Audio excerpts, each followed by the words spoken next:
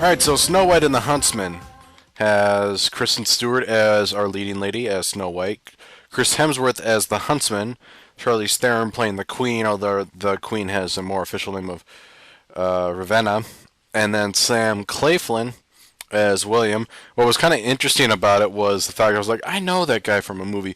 It took me forever until like his name popped up. I'm like, oh, that's the guy from Pirates of the Caribbean. He was on Stranger Tides and had that completely worthless role. And then there's actually a lot of guys who are playing who played the dwarves that are actually kind of famous. Like I knew almost all of them, which is kind of cool. But yeah, so that's pretty much it. I guess I should say that's pretty much it in terms of who is leading this movie. It was directed by Rupert Sanders, who apparently hasn't done anything big yet. This is actually his first big action film. Otherwise, he has done a couple TV series. So it's actually kind of surprising that they picked him for this movie. But honestly, it's not a bad affair. So I guess I can kind of give you the down low for Snow White and the Huntsman. We start off with Snow White being a kid, or actually, we start off at the very beginning. Her mom like pricked a rose, and that's where you get the whole Snow White thing. The whole skin white as day, lips red as blood, hair black as night. Go Snow White, fight, fight, fight. It was kind of a rhyme of sorts, but I know I butchered it, which I don't really care. Anyways, so like for some reason her mom was inspired by this, and that kind of caused Snow White to be, the future fairest of them all, which of course is the reason why the queen wants her dead. Well, so Snow White's born. She's a princess, of course, now, and her mom, I think, just fell ill and died. So Snow White's dad, the king, I don't even know if he really had a name, nor is it really important. So the king he's kind of upset by his wife's death, legitimately so. I mean, that's a pretty big thing in your life.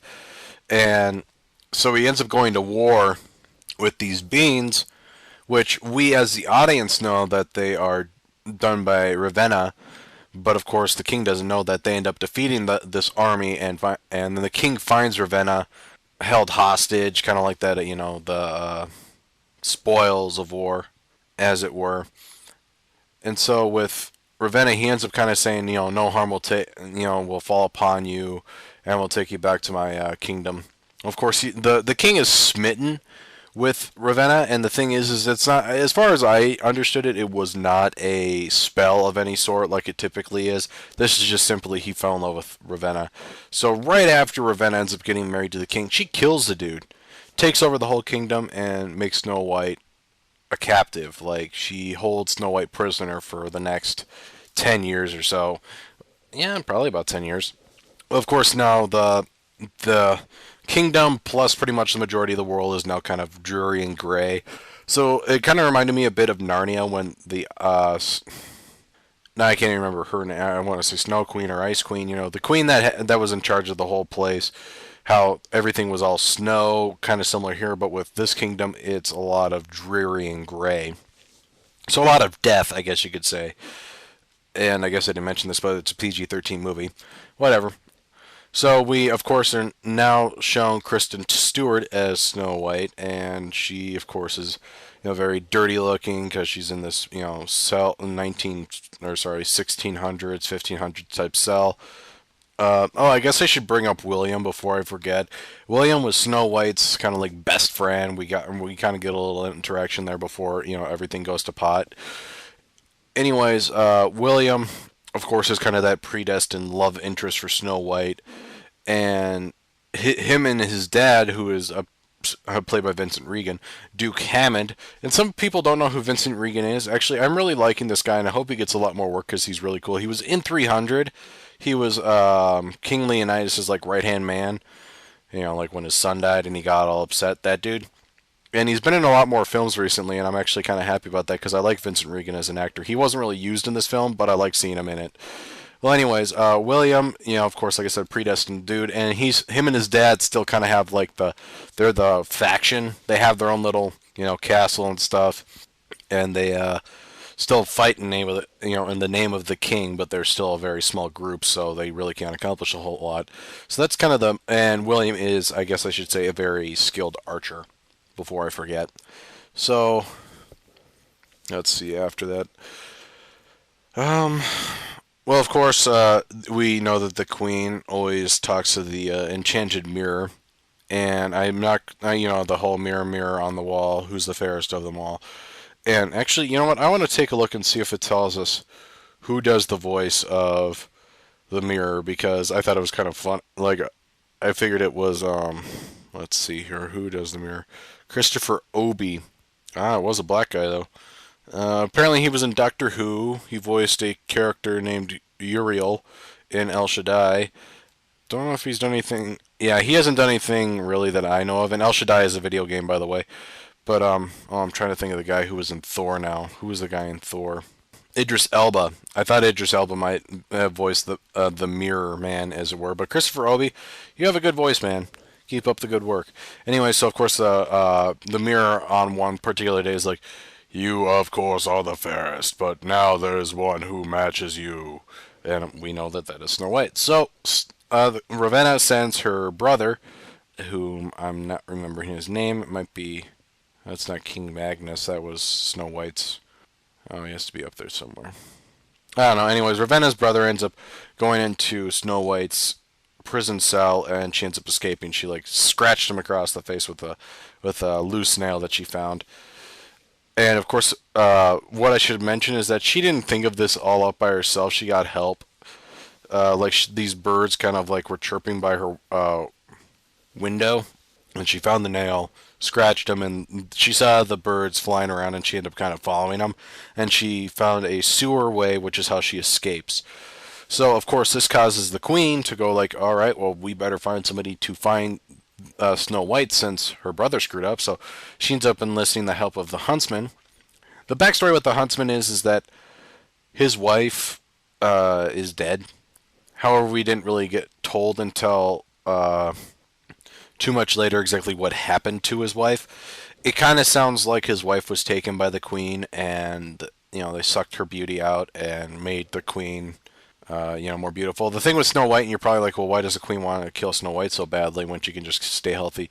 With Snow White, this is the if she kills Snow White, that's pretty much the fountain of youth for her. She will never have to take the youth of another person again if she steals the heart of Snow White.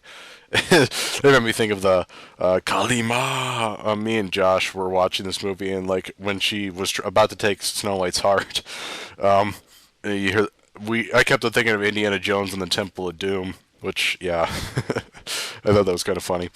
So the husband doesn't really want to chase after Snow White. Granted, he doesn't really know who he's chasing after. He just gets hired. And of course, the queen's like, yes, I can bring your wife back to life. Well, that whole plan kind of goes downhill as well because Ravenna's brother, the queen's brother, tells the huntsman kind of in the heat of battle because the huntsman's trying just kind of has like a change of heart and decides to protect Snow White. And the brother's like, you idiot, she can't bring back the dead. And he's like, run! Defeats him. And this is kind of where the whole adventure thing starts. This leads to a village of ladies who have put scars on their face, which initially I didn't understand what was going on, but they explain it. Essentially, they put the scars on their face so the queen would not. Sorry, I nicked the mic. Would not, steal their youth, so the girls could stay, be their age while having the scars, keep their, and of course people will accept their beauty for whatever. Well, that doesn't stop. Essentially, if I remember right, the queen ends up enlisting the help of William, or not. I should say the queen's brother ends up enlisting the William and the archers, and they end up attacking that village. Of course, Snow White and the Huntsman escape, and that leads to them finding the seven dwarves. And I'm going to stop there. That's kind of a good midway point. Of course, I guess the remainder, that if you want to know, is essentially Snow White has to kind of gather forces and take on the queen. Plain and simple. All right, so this movie admittedly wasn't as bad as I thought it was going to be. I did think it was going to be a complete piece of crap. There were some unnecessary scenes, though. Like, and I even mentioned this as an example, but the scene where they show the Queen, Charlize Theron, she was talking to her brother, and she's standing in front of this pool covered in like paint or something. It made no sense. It had no bearing to the remainder of the movie. If you watched it all the way through, you're like, well, that was a worthless scene.